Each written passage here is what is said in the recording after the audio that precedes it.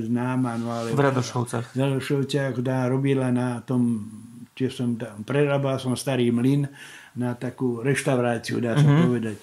Ale nemala to byť reštaurácia, v tej malo to byť niečo iné, taký dom výchovy brannej a také, ale to všetko prešlo na táto mala mamu, takú vedela aj po cigánsky, slušní ľudia, obidvaja bratia boli dôstojníci v Amerike, v Čechách. No a tak hovorila tá jej mama, že viete, pán Karík, ja som bol teda vedúci toho, že tuto popri Blave, to je tá rieka, čo tam týče, sa každý rok objavoval chlap, velice zvláštny, v veľkom klobúku. Vždycky prešiel tadeto cez dedinu, bol úplne odlišný od všetkých, čo tu boli. Vždycky tadeto prešiel a rozdávali, akože pôsobili ako, ona povedala, ako nejaký, čo to povedala, nie Vajda, ale nejaký taký znešený, vieš, že a vždycky zmizol. A jak zmizol? Áno, proste, že proste prešiel a nebolo ho. Aha. No, a takisto zase mi suseda rozprávala, tá je z Drahoviec. Neviem, či vieš, kde sú Drahovce. Keď si išiel do Piešťa, z Trnavy, posledná dedina pred Piešťanmi sú Drahovce. Sú Madonice, Drahovce a potom sú Piešťany.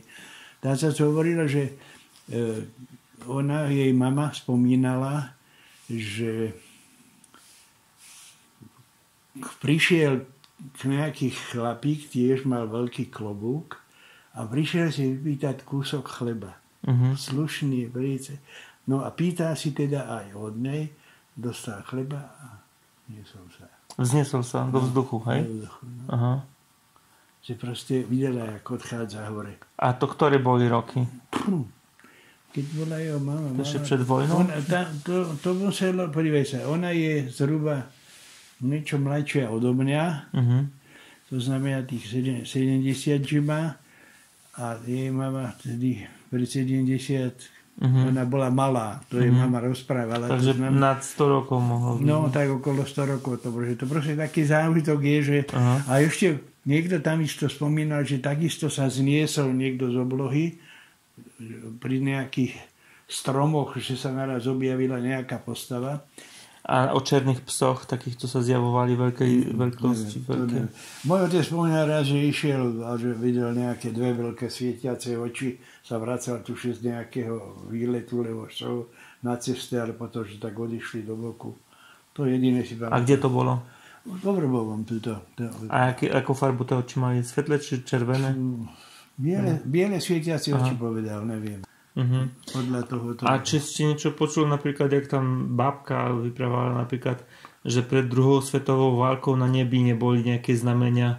Či ste o takých znameniach niečo počul, že pred druhou svetovou válkou? Bývali kríže, tuším, to sa hovorilo, že videli kríž na nebi.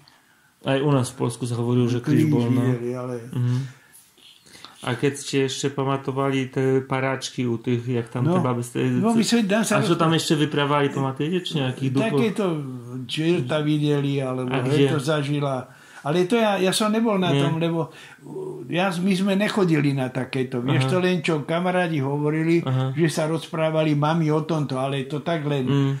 Ja len teda, ten môj kamarát, čo teda asi zažil únos, sa o tom nevie, ten, čo proste išiel s kamarátmi, išli k vode a našiel sa ležať vo vode a nevidel, kde bol. A to kde to bolo? No, Vrbovom. Hej? Že akože išli do vody a... Oni išli k vode, hore teče Holeška, na nej je tá priehrada. A oni išli do hor, odkiaľ tá Holeška vyteká, ona mala dva pramene. No a jak išli, on si hovorí, išli sme hore, partia, on je 44. ročník. No, išli sme hore, partia a naraz vo vode stal nejaký malý chalan, lebo čo, zohnutý, ale taký zvláštny.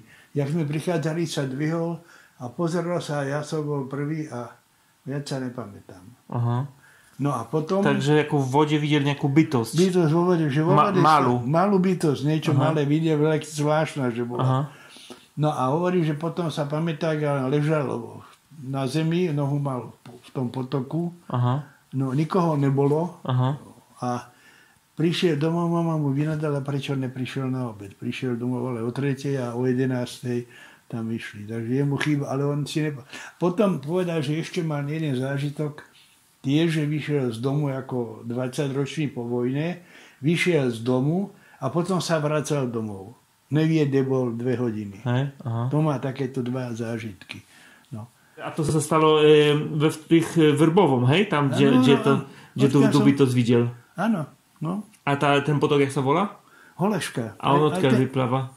Ona ide z tých kopaníc, čo sú vlastne, vyviera si vo Vrbovom hore v Lipníku, tam sú také, tam je Lipník, Agát, Agačina, Lipník, to sú tak podľa toho, jak tam boli vysadené stromy, sa to volá. Ale to je... A kedy sa to mohlo stať? No on bol chlapec 6-ročný, 7, takže kedy on je 44. ročný. Takže roky 50, na začiatok 50 rokov. A nehovoril, jak vyzerá tá bytosť? Taká, že veľké oči mala. Veľké oči, až malé jak skafander. Také niečo, že sa mu to zdalo. Ale však vtedy. A farba? Nehovoril. A on žije ešte? Miro žije, no. On totiž to potom ostal veľmi zvláštny. Po tom zážitku. A to som ti hovoril, to sme hovorili, ale ako som ti to však reku, jak si mi to povedal, tak som to napísal, lebo to vyšlo v UFO magazíne. Ešte, vieš, máte to popísané? Neviem, kde to je, to si nepamätám. To tak, a tak si mi to povedal. My sme sa kamarátili, vieš. No. Ale ešte ma napadol jedna vec a teraz mi to utieklo. Hen také zážitky. Vieš, ako niekedy ja som to pozapisoval všetko, lebo a je to v tých starých UFO magazínoch to bolo, ale hentam tých 2 hodiny komu chýbajú, ešte bol jeden taký príbeh, že 2 hodiny mu chýbali. Jedni mi rozprávali v Tatrách, čo zažili, že išli dole peši a naraz sa stratili v tichom lese, nikdy sa nevideli a naraz sa objavili dole niekde. Hej? No, čo sa ne... Jedna mi rozprával, že v Lesehu nejaká Žilinčanka prenasledovalo niečo, že bolo že to pripadalo jak v tom, čo Arnold Schwarzenegger Terminátor, či jak sa to volá, taký nejaký zážitok podobný, že niečo v lese sa odohralo. Taký ako Predátor, niečo to? Taký ako Predátor, ale niečo také, že sa odohralo a ten článok som dával aj do UFO magazíne. Ona mi to totiž potom napísala, tá pani. My sa stretli v Žiline na stanici, ma pozvala, ale niečo iné v tejto súvislosti som chcel hovoriť, že vrátil sa a 2 hodiny mu chýbali dole. Zabudám. Vieš, toho je, ja sa, títo veci som písal niekedy, mám možno tú tendenciu, je to napísané dobre a dá sa povedať, že mi to tam v tej pamäti ostane, ale to musím nájsť.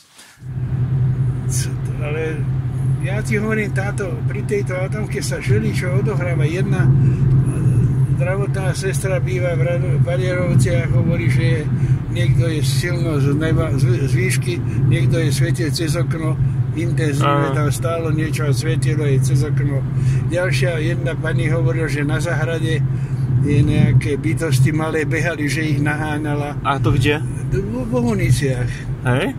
No. Malé bytosti. A povedala, jak vyzerali, či nie? Ufonka začali babke hovoriť. Malý jak decká to bolo. No.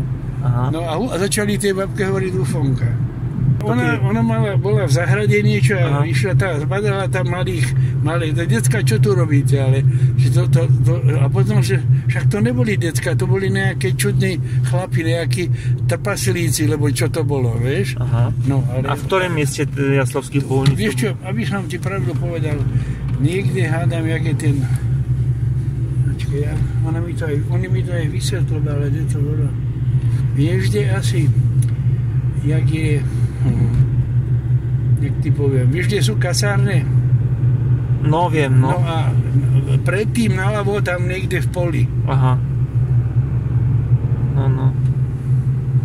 Zajímavé. No. A to ktorý mohol byť rok? No to už som sa UFO zaujímal, to znamená 90. roky. Aha. No a teraz ma napadlo ešte, jedni chlapci mi rozprávali, že boli na štadióne v Bohuniciach a tam sa jeden z nich začal byť s niekým a hovorí, daj mi pokoj, nerob mi zle. A nikto tam nebol. Aha. Že proste s ním vyložené bojoval, že utekal od neho preč. Aha. Že proste mal nejaký kontakt s nejakou bytosťou. Aha. A kedy to bolo?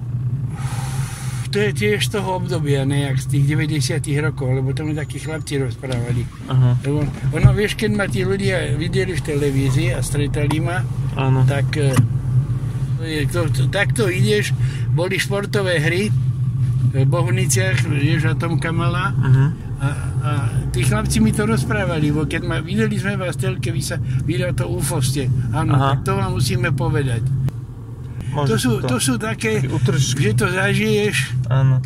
To zažiješ, neviem, preto, alebo keď ma niekto aj zastaví, musím ti povedať, čo som zažil, čo sa mi stalo, a musíš mi povedať. No, tak mi to rozpovie, a čo teraz, nemám pri sebe nič, že som rád, že to zapamätám, áno. A že to môžem nejak hodnotiť, ale to je všetko. Áno.